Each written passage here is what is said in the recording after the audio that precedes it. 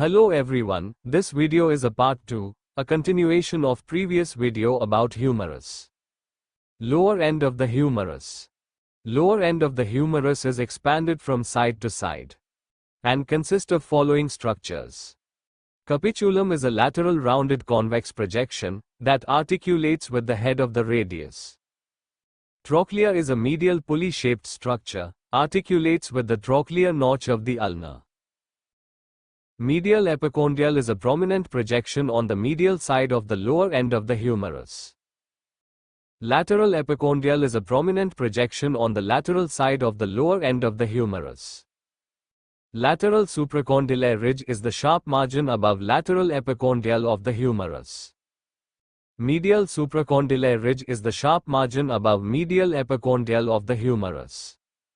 Coronoid fossa is a small fossa above trochlea that accommodates coronoid process of the ulna during complete elbow flexion. Radial fossa is a small fossa above capitulum that accommodates head of the radius during complete elbow flexion.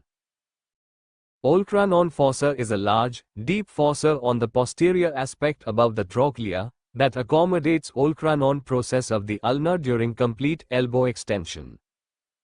Muscle attachment of the humerus. Subscapularis. Subscapularis muscle is inserted in the lesser tubercle of the humerus. Supraspinatus. Supraspinatus is inserted into the uppermost impression on the greater tubercle of the humerus. Infraspinatus. Infraspinatus inserted into the middle impression on the greater tubercle of the humerus. Teres minor. Teres minor inserted into the lower impression on the greater tubercle of the humerus. Pectoralis major. Pectoralis major inserted into the lateral lip of the intertubercular sulcus. Latissimus dorsi. Latissimus dorsi inserted into the flow of the intertubercular sulcus. Teres major. Teres major inserted into the medial lip of the intertubercular sulcus. Deltoid. Deltoid inserted into the deltoid tuberosity of the humerus. Coracobrachialis. Coracobrachialis inserted into the rough area, on the middle of the medial border of the humerus. Brachialis. Brachialis muscle arises from the lower halves of the anteromedial and anterolateral surfaces of the shaft of the humerus. Brachioradialis. Brachioradialis arises from the upper two-thirds of the lateral supracondylar ridge of the humerus. Extensor carpi radialis longus. Extensor carpi radialis longus arises from the lower one-third of the lateral supracondylar ridge of the humerus. Pronator teres.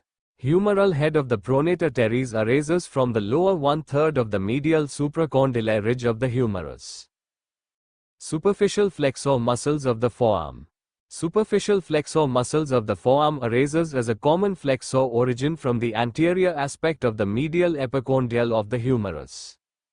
Lateral head of the triceps brachii. Lateral head of the triceps brachii arises from the oblique ridge, on the upper part of the posterior surface of the humerus, above radial groove. Medial head of the triceps brachii. Medial head of the triceps brachii arises from the posterior surface of the humerus below radial groove. Anconeus. Anconeus arises from the posterior surface of the lateral epicondyle of the humerus. Capsular attachments of the humerus. Attachment of the shoulder joint capsule on the humerus.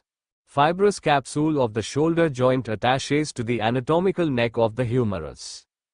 On medial side, the line of capsular attachment dips down by about 2 cm, and this line is interrupted by intertubercular sulcus, to provide aperture, through which the tendon of the long head of the biceps brachii passes.